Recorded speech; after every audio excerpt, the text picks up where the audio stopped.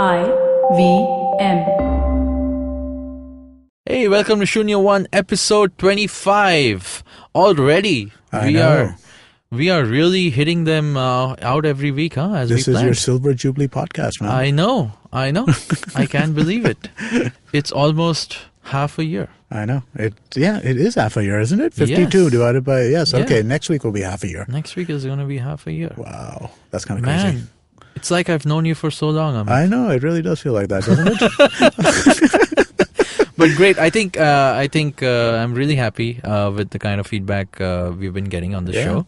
And our Slack channel has been buzzing quite a bit. Yeah, it's been pretty active in the last couple of weeks. So let's see, what do we have? We have, so Bhav Kaka posted a image of a tweet from Sachin Kalbag. Sachin Kalbag's a pretty well-known journalist around these parts. And he asked the question, which Android phone will lure away an iPhone user? So, to which we got a few responses. The first one was me. The first one was Shiladitya saying, I am Team Pixel. Pixel, and waiting to see more about the Mi Mix 2. Yeah. Really? Okay. It looks nice. It looks nice, but I mean, like, the thing for me is this Xiaomi's not really played in that category before, right? I mean, Xiaomi's always been a budget phone. So, it's been a budget phone. It's not a super budget phone. It's been a high quality, but budget phone, right? Yeah. I'm not talking about like super cheap, but it's somewhat of a budget phone. So I think they did a good job even with, I just saw one the other day, the A1. Uh-huh. The Redmi A1. Yeah, I heard that one's really nice. That's really nice. I've heard that's really nice. And again, I think their phones are really nice. It's just that when you're going into this, this high premium space, at that point, I don't know if they're there yet. I mean, they might be. I don't know. We'd have to see if Android is there yet. That's actually true. It's not. That's my another God, it's conversation. really not. I mean, holy crap, my Android phone has started to just bog down all the time. Yes. I feel like I need to reset the phone every 3 months these days. Okay, but so then we got Shiladitya's answer on Pixel. Arpit Arora also said Pixel is his best bet. I said Pixel or Note because I thought a Note would be a good idea. I think a Note's an interesting phone. If you're spending iPhone money, you can spend Note money. Yes. Do you also know that nowadays the airlines announce the Note That's a Note 7. No, they announced the Note as the Note 8 as, and I was on Jet Airways, which did this, saying that the Note 8 has been selected as Device of the Year. And it's like, wait a minute, just 6 months ago, no Notes you guys allowed. were mentioning the Note 7 and saying it's not allowed. So sponsorship can do that sometimes. I think so. I think it makes it easy. Yeah. Arpit also asked if we have any thoughts on the Nokia Android phones. Have you looked at any of them? I know we discussed this. We discussed it, I think, early with episodes. Hardik when he was here. Yes, but then, no, I have not seen them even in the wild. I'm still waiting to see. In the wild either. And I don't go to phone stores, so I don't see any phones. Yeah, so it's a little sad. It is. I would love to see one, though, because I kind of like Nokia phones. They always were built well. So I'm really hoping to see. I think they have a stock out issue. Last I heard, they are running low on stocks. So that's why not so much marketing, especially on the e-commerce websites around them. But that's about all I know. I haven't seen them. Okay, well, hopefully we can see some soon and then can give you a better idea of what we think of them. Not that we want to do phone and gadget reviews, but still. Sure. Anyway, shall we get to the... All right, then. So this is on to the show. Yeah.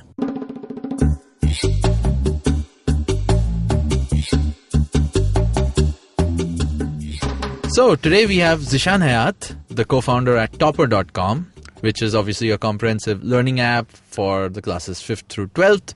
But he's also been an angel investor in startups in the past. And obviously he started his journey when he co-founded Chowpatty Bazaar, which was then acquired by Future Bazaar. And yes, a long time, I would say, component of the Indian startup ecosystem, more specifically the Bombay one, which we all talk about here because we wonder if it's still even around or going to be around. So welcome to the show, Zishaan. Thanks for having me on the show. Yeah, you can find him on Twitter at Zishaan. That's right. Yeah. First name. You got first name? Yeah. Nice. Exactly. So old startup ecosystem, from that. Yeah, my Gmail ID is also first name at Gmail. Oh, really? Yeah, wow. So that's a score. That's a score too. Hey, I got that too. I in fact added .m just because I wasn't thinking so smart. Oh, really? Wow. Yeah. I wish my name wasn't as common as Amit, because I'm never getting Amit for anything. But hey, welcome to the show, and thanks so much for doing this. So I just gave you the introduction, but can you tell me a little more about the early days of running a startup way back when? Sure, yeah. So, I finished college in 2005, and then I worked for 3 years and quit my job to start up in 2008. And I think those were really the days to start up. Yeah. Starting up was scary in 2008. Yeah. But I don't know why I was so foolish to start up back then. At some point I said, startup is a bad idea. I would never do a startup again. This was like 2010-ish, 11-ish, when things were really tough. I said, if I get out of the startup clean, I will never ever come back and do a startup ever again. But you never say never, right? So yeah, first 5 years spent building Chowpatty and then getting acquired by Future Bazaar, and then working at Future Bazaar to build the digital arm of Future Group. And then moved out and started Topper in 2013, and have been at it for the last almost 5 years now. And you've just raised your latest round of funding, so congratulations on that. Thank you. We've just raised our third round of funding. Yeah. But no, this is great. I've never had so much fun building a product. We are almost 5 years old now, but it feels just like yesterday. It's incredible what tech can do to learning. And we are ourselves, we think of the product, but we are ourselves amazed what tech can do to learning. And each day we discover that there's so much more to do. It's just incredible. Right. So I'm going to come back to obviously going deep into ed tech as the buzzword goes. We always find but one. I want to just take up a note on your early years, because since you mentioned, like I was also saying, you were part of the earliest people to start up in this country and in Mumbai. Yeah. And pretty much the ecosystem didn't exist back then. Yeah. And yet you had an exit within 3 years, which is to some people even unheard of today. So how was that? I mean, how did that all play around? And then you did a bit of angel investing yourself. So yeah. I mean, you've been through a lot of... Yeah, so it was it was a great run. So it was a great journey. So I think I was pretty foolish to start up back then. When I think of 2008 as a starting up year, I would say it was a pretty tough year. And, if you look at the quality of entrepreneurs that have survived that starting year, they are really top notch. So, the Flipkarts and the Paytms are all from that time, right? So Exactly. if you're still around, then you really have to be top notch. Exactly. So we were not lucky enough to survive the last 10 years. We had to exit within 3, which was like a good outcome, but still not what we aspired to build. So, and at some point during my, run as in the first company, I also promised myself that I would never come back and do a startup ever again. Yeah. But here I am building my second company, so never say never. So so we exited 3 years later to Future Group and started working at Future Group. And at the same time, I also started angel investing a bit, mostly because, after our exit, a lot of younger founders from my college started reaching out. And, mostly for product advice or tech advice or some startup advice, there was a lot of interactions that were happening between the hostel juniors, college juniors who wanted to start up and me and a bunch of our friends. And at the same time, we felt that, they were struggling to raise small checks, and the struggle to raise your first check shouldn't be so high. Mm-hmm. And, these checks were as small as 40, 50, 60 lakh rupee checks. So we felt that it could be there should be a faster way to do this. Right. And that's how I started writing my first few checks. And it more people joined in and it got bigger. So. Right. And you famously founded the Powai Valley. Yeah. So we just registered a page called Powai Lake Ventures and put like a few paragraphs of text, and it just became like. And that's what it was. It still is, right? It was essentially a mailing list of my friends who wanted to write checks, and I put a page so that it's easier for founders to reach us. Mm-hmm. So it had a brief description of what we wanted to do, and like 2 email IDs, one for the founders, one for the angels. Right. But you did have some really interesting early successes from that as well. Yeah, huge beginner's luck. So my first company was Ola. Just can't repeat Ola again. Right. And my second company was housing. And, although housing had a great run and did not finish where it should have, but because we were the first investors into housing, we still made like a decent exit. Yeah. So, obviously then I think you're singularly in charge of coining the Powai Valley ecosystem now, I would say. Yeah. Actually, that name, Powai Valley name, was given by Times of India journalist Samita Sharma. Oh, really? Yeah. Oh, really? You must ask her about it. Yeah, so she came looking for startups, and then, she walked into... We used to work out of my apartment, and then she walked into Topper office and saw that, oh, this is an apartment, actually. And, in that apartment, she coined the word, this is Powai Valleys. Yeah, well, and we saw, and I remember that article, there were photos of all the guys in Powai who were based out of Powai, including housing. And including, so there were a bunch of startups, Yeah, before Ola even moved out. Yeah. So those Ola were the was days. there, yeah. Ola was in Powai. Wow, can't even. Yeah. You can't relate to it today. Can't relate to it today, right? Ola is so Bangalore today that can't even relate that Ola was in Powai. Yes. Yeah. I remember meeting you at that point, and I think you were just fresh off the Ola investment or exit or whichever. And I remember with Zishaan having this conversation about how he didn't own a car back then. Yeah. And he said that I don't think I'll ever own a car because I am an Ola investor. And I know he stuck to that as long as he could. I gave in and bought a car. I bought a Polo like last year. So yeah, exactly. So you really stuck to it. So that's good resolve. Yeah. That's good resolve. So I think as far as angel investors go in terms of faith in their investee companies, that's a good show. Yeah, it is. But all right, great. So obviously that means you've sort of seen both sides of the table when it comes to being an entrepreneur, exiting as well as being an angel, and seeing that in other founders. And since you mentioned even a company like housing, which didn't go where it was supposed to go, you've actually seen a lot of the ecosystem move out of Bombay, in fact. Yeah. Yet, obviously, since you're here, you've started up again here. Yeah. And I think now finally, do you think we're seeing some reversal in that flow of talent into Bombay? So first of all, Bombay is an extremely tough place to start up. Yeah. It's not easy to pay rent in Bombay. It's not easy to find commercial space in Bombay to build an office, all of that, right? And it's also not easy to find large amount of tech talent in Bombay. Yeah. So that way, Bombay is a tough place. But hidden beneath all this, difficulty is also like Bombay is a high retention place, very low churn place, so your employees stick with you for very, longer tenures. So if you are a company that wants to build like a smaller team, and if your small team is sufficient to build your complete product, then Bombay is a great place to start up.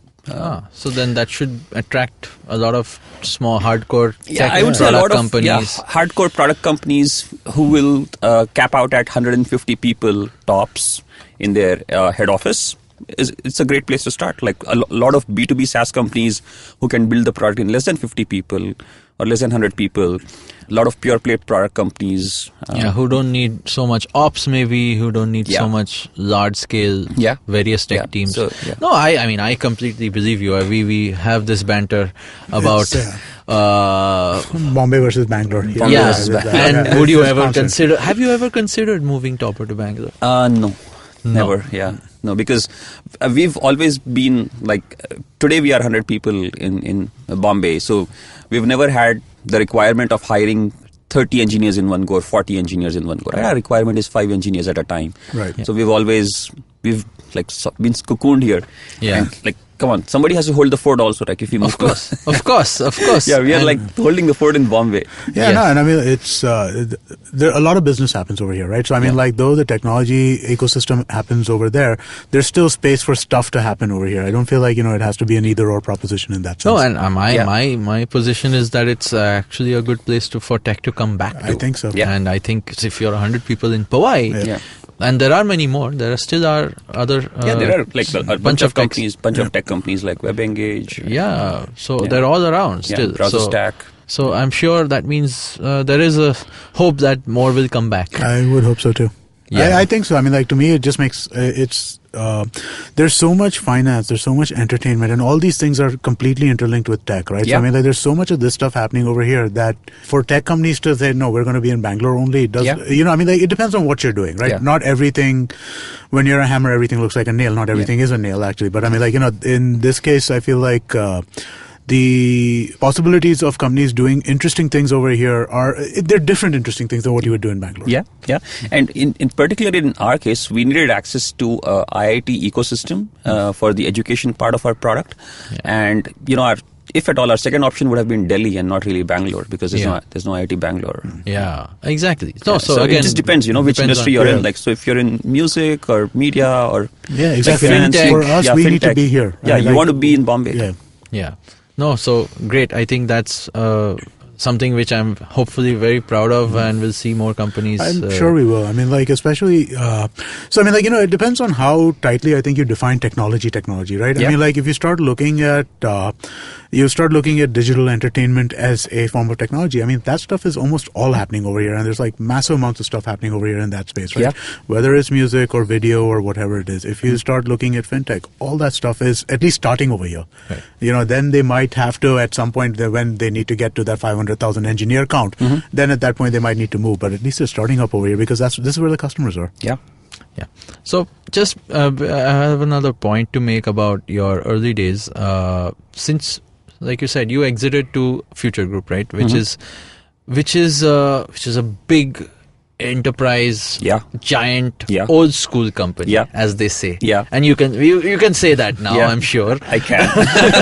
And they've not been known for many years to really been in startup acquiring mode.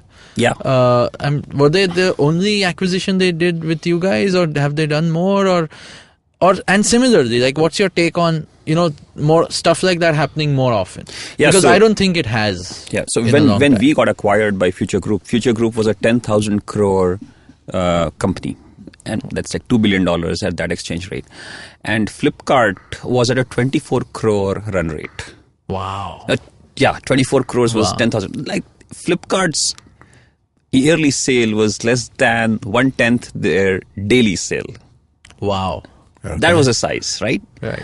So I think it's a DNA difference, right? You're built to be a retailer. You think real estate, you think space, you think branding, and then you think warehousing in a different way. And a technology play thinks all of these things in a very, very different way, right? You think app distribution, DAU, MAU, engagement, and then transaction, and then repeats. Yeah. So just different DNAs, you know. So Future Group, I think they tried their hand on tech, but I don't think they carried enough conviction into that, and did not really, obviously paid the price also in long term. Yeah. But that's also, it's a repeat story. I mean, that's true with Walmart and Amazon also, right? It's not like Walmart didn't see Amazon coming and couldn't do it.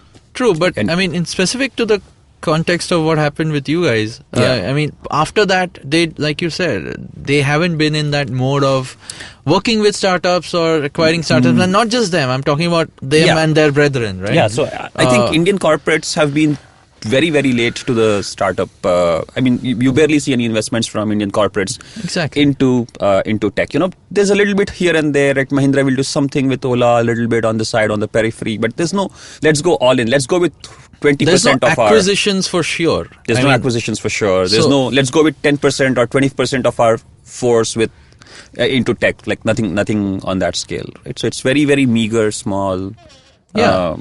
Yeah, so and that I don't see that changing overnight either. I mean, it's something. So that leaves the field only to founders and investors, right? So venture investors and founders have to build everything on their own. Right. Yeah. And that, I think that anyway, that ecosystem built post 2011-12. That ecosystem really kicked off post 2011. Yes. Yeah. And that's when the VC money. That's when VC money even became the most sought after option for a growing startup. 11 was the tipping point for the present run. Yes. Yeah.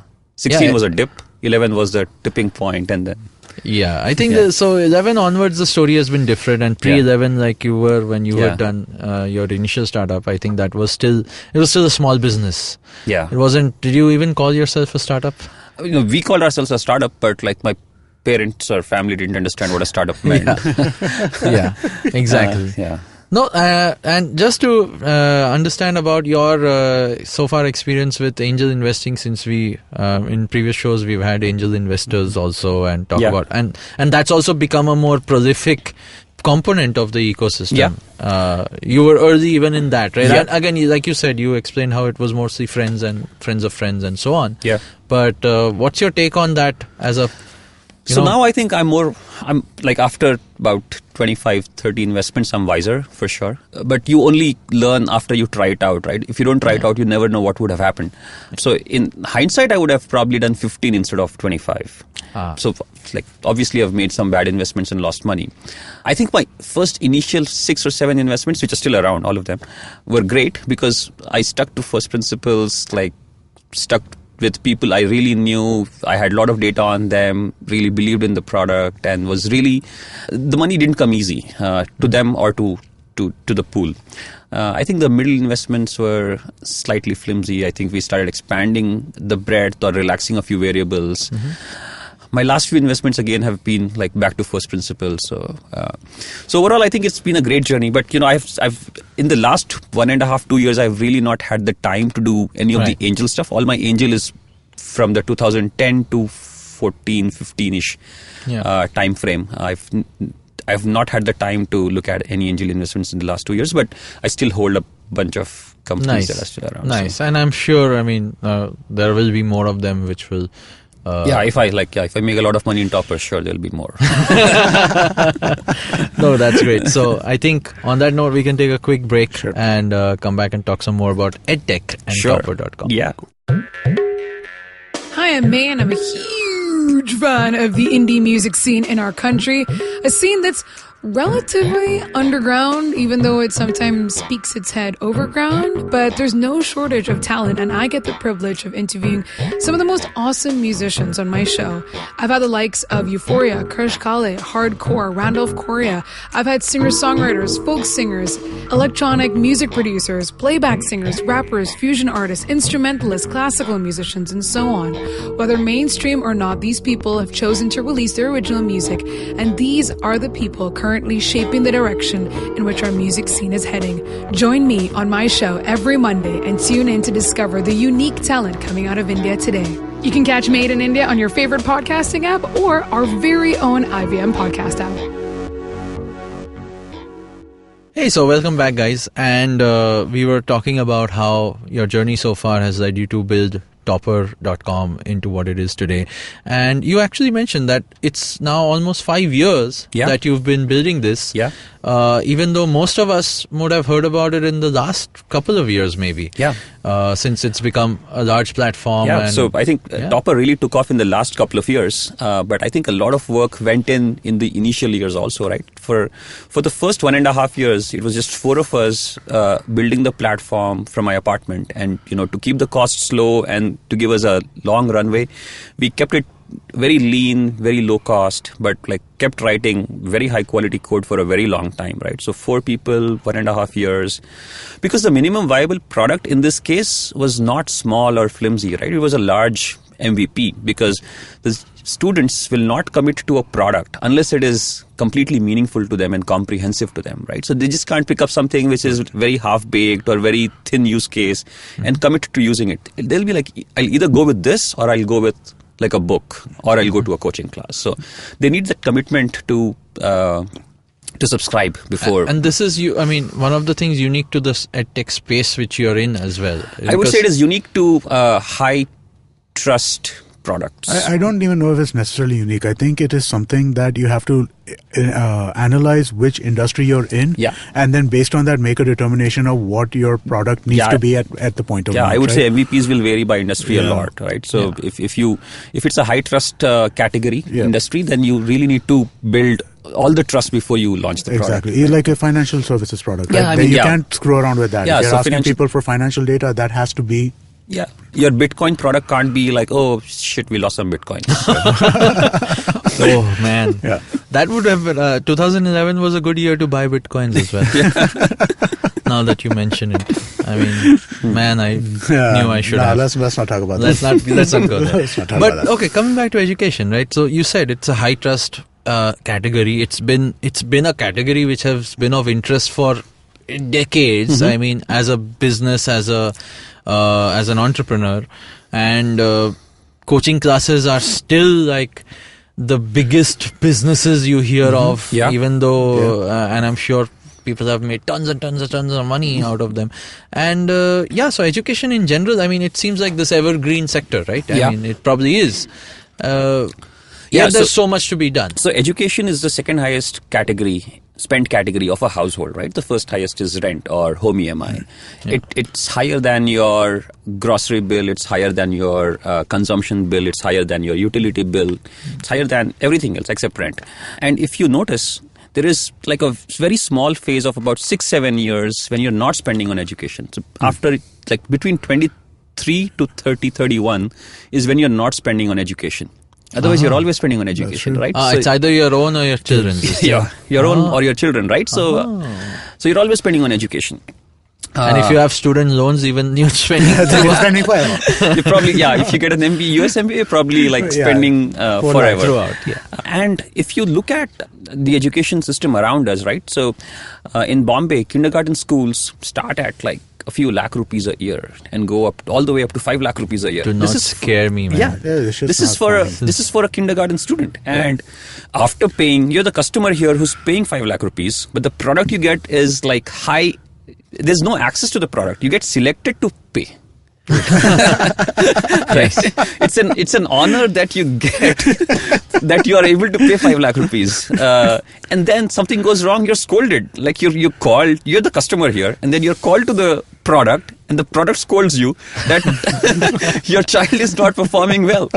So this is like bizarre. So I think there's a lot we can do with learning overall on a very, very broad level with tech, right? So technology can personalize learning. No two children are the same. Yes. Even like twins are different. Right.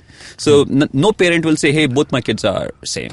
There's a lot of personalization that you can do. There's across India. So by the way, India is the largest school population in the world. So we are 400 million school children. Wow. China is 250 million school children. US is like 30-40 million school children. Yeah, I mean, US is a 300 million country. This is assuming every one of our kids go to school, or this is actually the ones which do? So 400 million school-age children, of which about 250 are probably enrolled in schools. Wow. So there's a lot of children who are not enrolled or drop out very early, all of that. But you know what tech can do here, right? So it can make it, it can personalize it highly, create a high access, create very low price products or like medium price products, create a product that is highest quality for the first user in the line as well as the last user in the line, right? The same consistent quality for all users. The biggest problem with coaching class today is you have 20 sections. Your best students go to the best top 2 sections. Your best teachers go to the top 2 sections.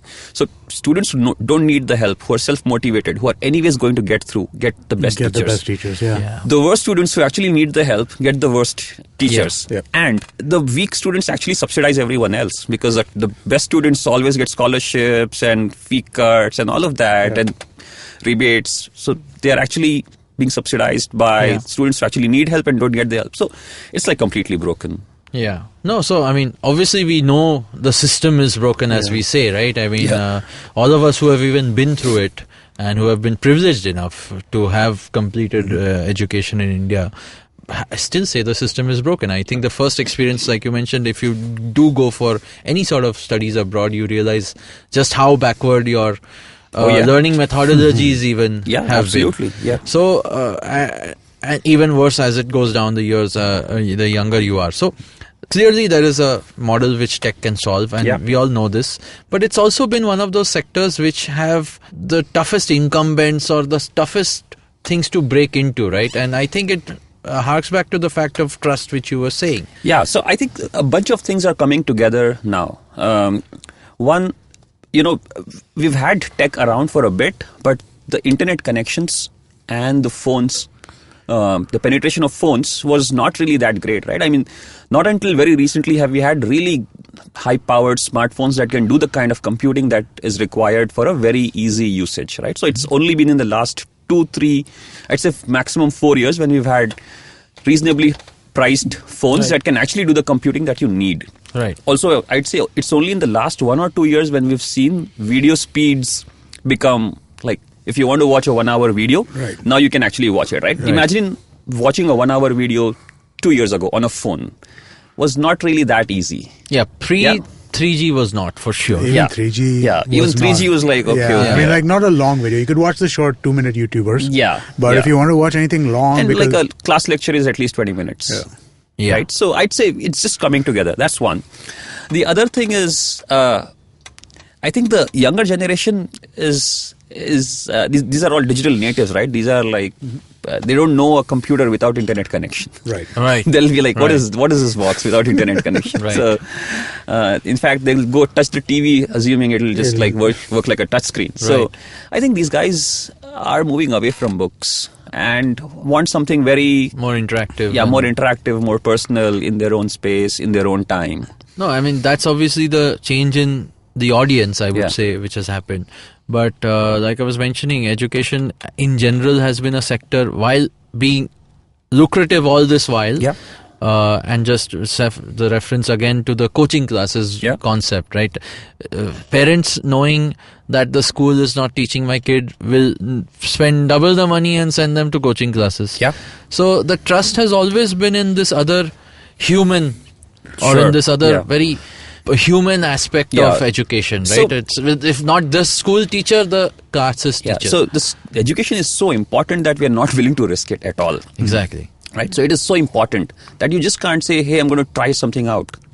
And the incumbents who've actually built initially the trust are protecting it very strongly. They design classes which run so long that you barely have any time outside of it to do anything.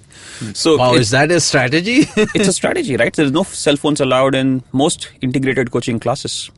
So integrated coaching classes that do school plus coaching, they don't allow cell phones inside the campus at all. So that you have like maybe like a half an hour cell phone time. It sucks to be a kid right now. That half an hour, you're really not going to look up more studies. I mean, like, do Facebook and Instagram. Then you're not competing with the coaching class. You're competing with WhatsApp and Snapchat. Exactly. Man, but so coming to what you're building at Topper today, you said you've spent a year and a half building the MVP. So what was the thought process then, and what's the evolution been of the product since till date? Sure. So I think our core word is personalization. So we want to build an adaptive path for each child as they navigate through the course. So at the start of the course, they set what they want to learn, right? So if you're a 9th standard student, you can say, hey, 9th standard, CBSE, these are my subjects. Additionally, I want to prepare for Olympiad or NTSC or whatever, right? So you set your course. And we create one course in the app that covers it. These are a bunch of courses, but most of it is overlapping. So we create one overlapping course that covers everything. And then we set you out on a path. After that, we take control and then we create a path for you that is best suited for you. Okay. Right? So the fastest students can actually answer questions rapidly and move to the end point very quickly. They don't get frustrated. The slow students have as much help and time as they need to clear a course. So unlike a book which is very linear, or unlike a class which is very linear, here you can actually hop and skip to get to an endpoint faster or slower depending on your pace. So it's constantly moving back and forth. And the beauty is, every time somebody touches the Topper system, we generate like about 100 data points around that, right? So what time of the day of the week, what device, did you get it right or wrong? Did your friends get it right or wrong? How was your accuracy streak coming into it? How's your accuracy going out of it? How much time did you spend on this? Was it a silly mistake? Was it a conceptual error? Like, there's a bunch of data on every single attempt, right? So this is like I'm talking about a 60-second interaction. Right. And we're generating like 100 data points. And so far, we've had 120 million attempts on Topper. Wow. Right? So that's the amount of data that we have to customize your path. I mean, you don't have to see any of it. It's all working in the background, right? So it's all working in the background. But what you experience is like a mini magic show for yourself, right? So you just get the exact right question that should come to you next. Interesting. Right? So you make a few mistakes and then you feel like, hey, I want to try that question, and that's the exact question that pops up next.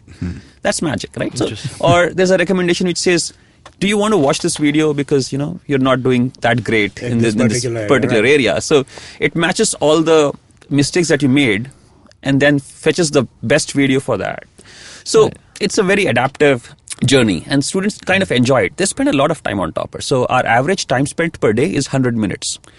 Wow, that's For an it. internet product, 100 minutes per day That's insane. is insane, right? So like Facebook, which is the most addictive product, has probably 45, 50, 60 minutes.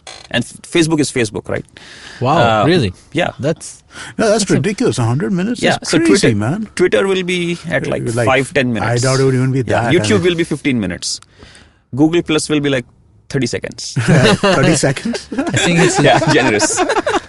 no. So I mean, all of this is built on obviously the fact that the product has evolved to what it is today. Yeah. But it has fundamentally always been around testing, right? It's no, Or it's, is it's there- comprehensive. It's full learning. So there are 3 core modules. There's a learn module which has video lectures and practice questions baked in. So it's like you can't separate them out. So you have to watch video lectures and you have to practice questions simultaneously.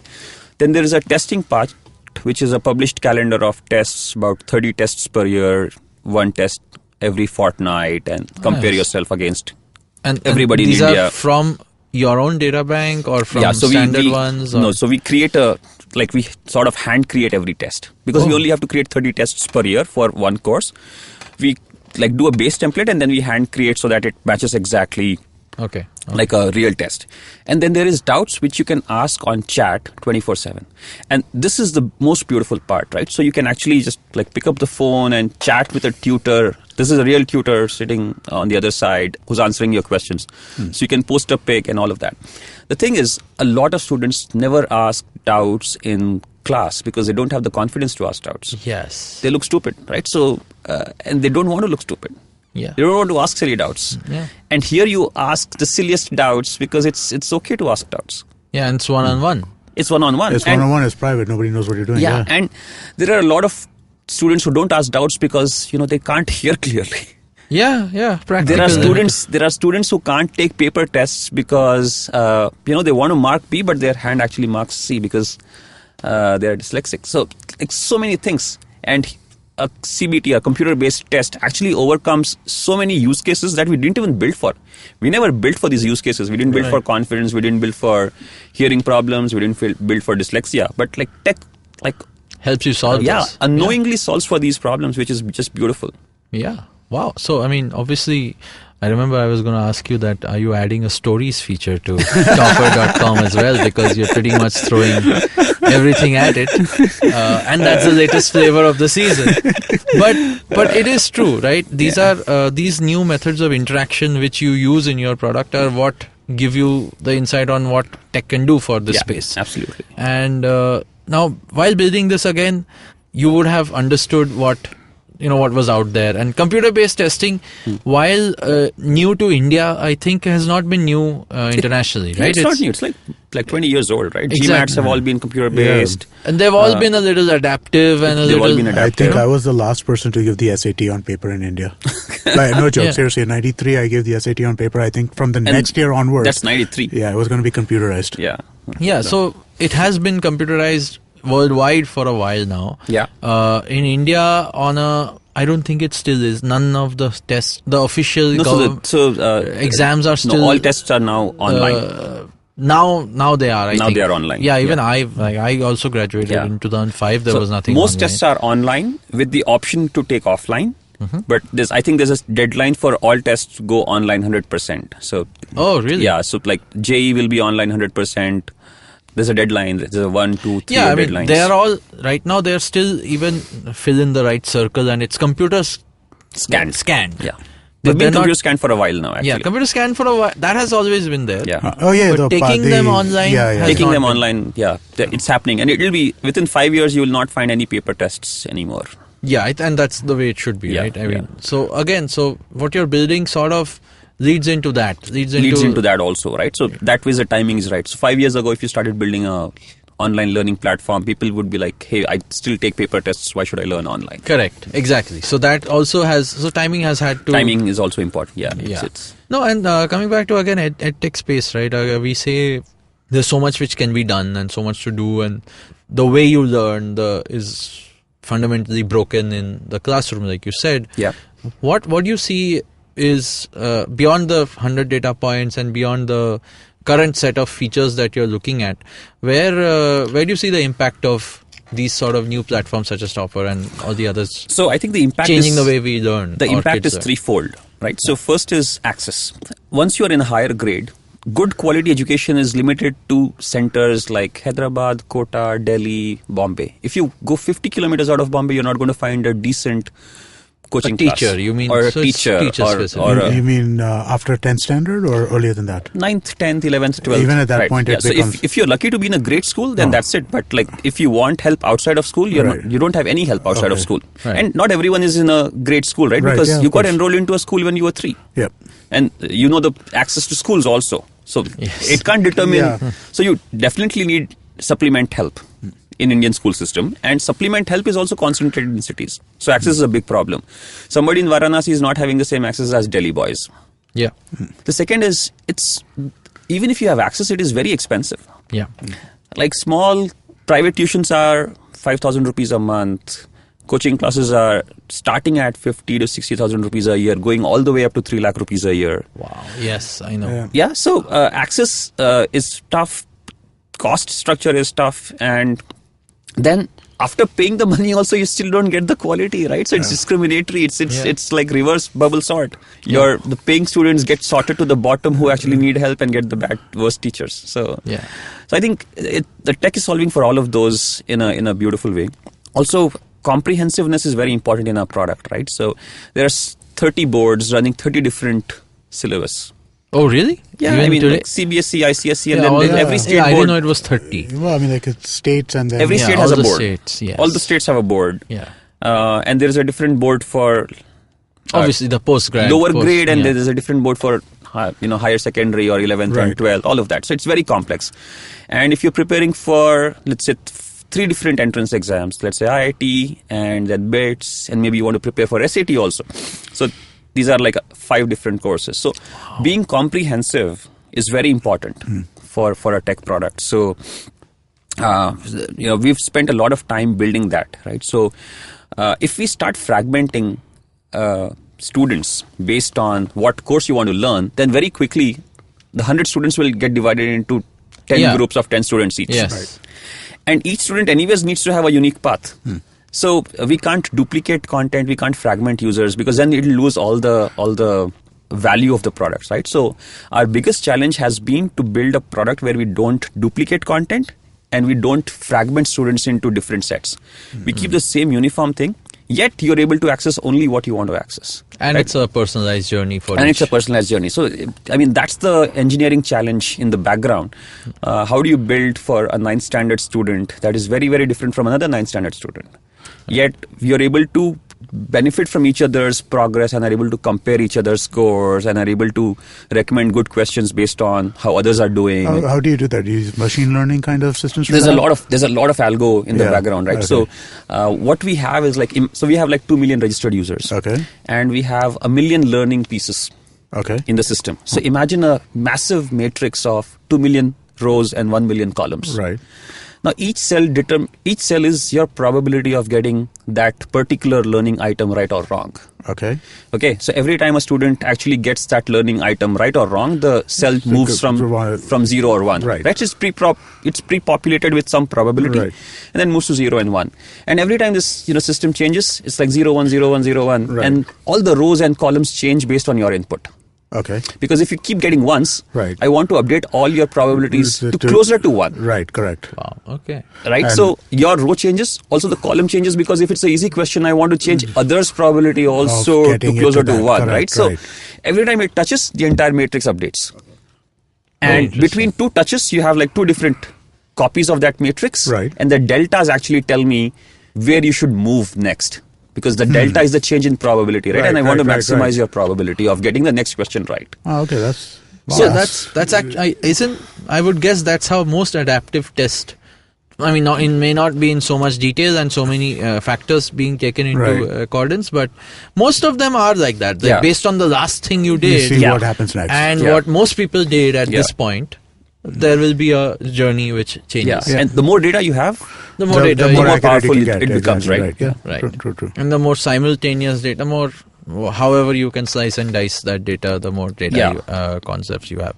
No, so coming back to what you were saying, this is still in the domain of supplementary education. I mean, I'm just going a little off here from what the core product is, but just to ask you, do you ever see this being even moving to a primary form of education? So, when I say supplemental, I mean it's supplemental to school. Exactly, yes. And even the coaching classes are supplemental to school. Right.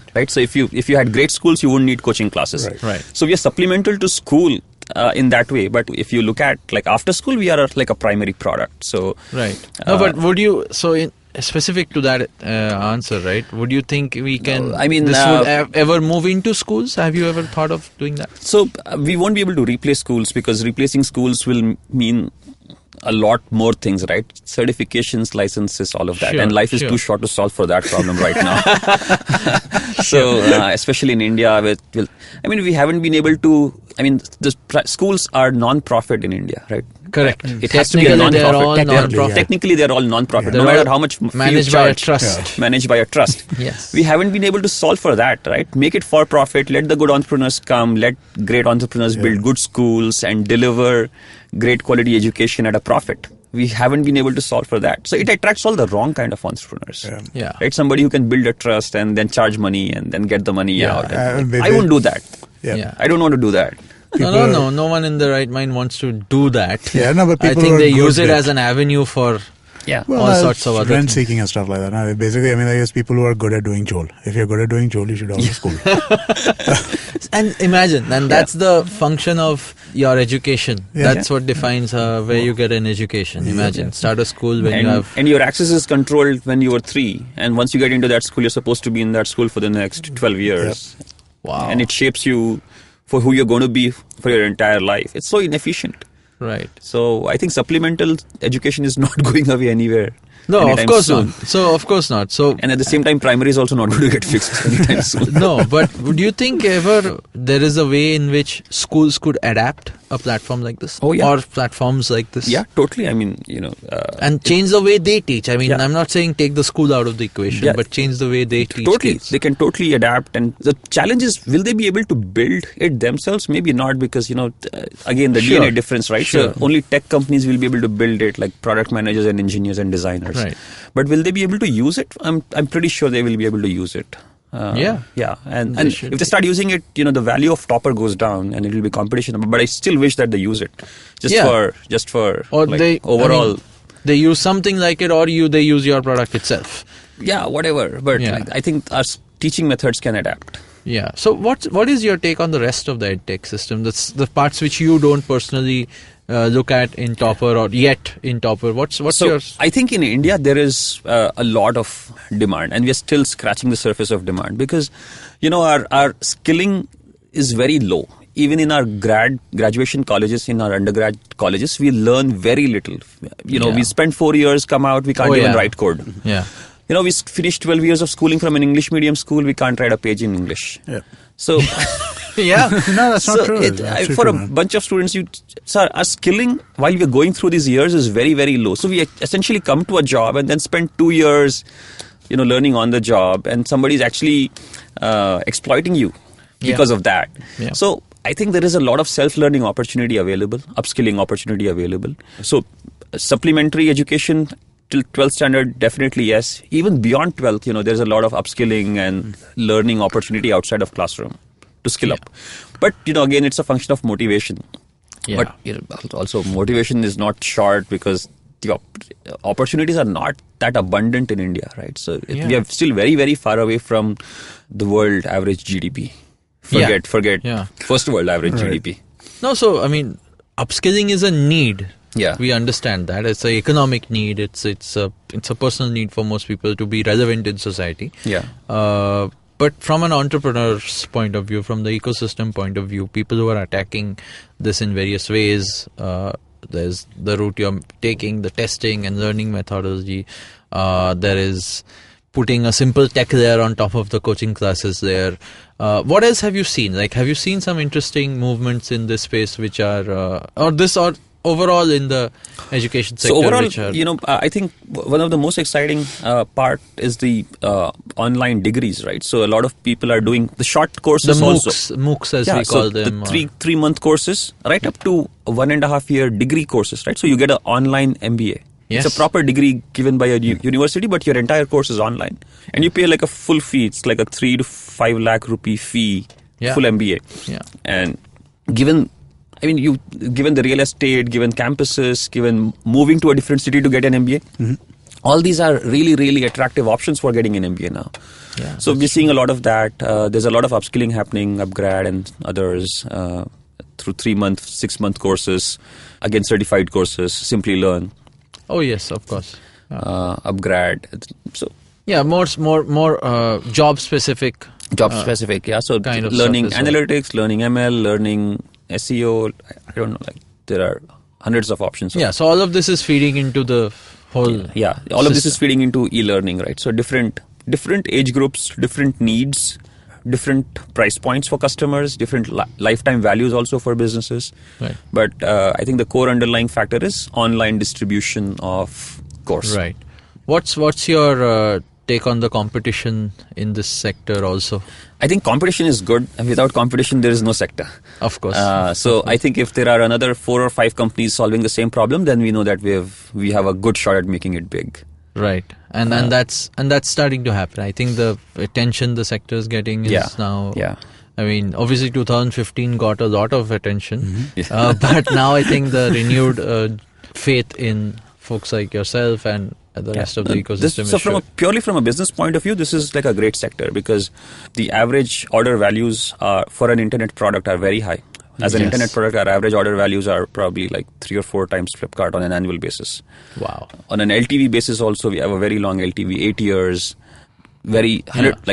renewals are very high. So you just keep renewing every year. Right. So all those make it 8 years out and then back for another 15. No, and I actually remember a friend of mine who ran coaching classes and did a proper coaching classes business at some point. Said the best part of this is also it's cash advance. It's cash advance. Most people basically pay upfront for a course they will take over the rest of the year. At Topper also people pay upfront for 1 year, sometimes 2 or 3 years also. Right? Yeah. So you pay like a 75,000 rupee fee for 3 years upfront. Yeah. And keep using it for the next 3 years. Nice. So it's a negative working capital business. Exactly. It's a very high gross margin business. So all of this has its, obviously, and even the VCs know it. So clearly they are cognizant of where this is going. So, no, I think I really hope there's more and more growth in this sector and more entrepreneurs jump on board to understand and solve the rest of the missing pieces and you become more than the size of the company you are today by leaps and bounds. Thank you. And you still stay in Bombay. I think if we can achieve that, that's a great thing. So kudos to you and the whole Topper team. Thank you for doing what you guys do. Yeah. And on a parting note, what else do you think is? We got to talk about Shunya One Slack channel. Yes. Join the Slack channel by going to ivmpodcast.com/Shunya1. There's a button over there. Click it, and we will invite you to join the channel. And the other thing is the reviews. Please send us, please make reviews for us or give ratings or whatever it is. Wherever you listen to the show, iTunes, Savan, TuneIn, Stitcher, wherever you're listening to the show, just kind of give us a review or a rating. Thanks. Yep. All right. Thanks so much for being here. Thanks for having me over. Yeah. Yes. And as I mentioned earlier, you can reach Zishaan on @Zishaan on Twitter, or since he mentioned it himself, his Gmail address. And but otherwise, check out Topper.com. And obviously, if you're a student, we would love to hear from you as well in terms of how you find the platform and any other questions you might have from him, where if he is available. Sure. All right. Yeah. Thank you so much, guys. Thanks.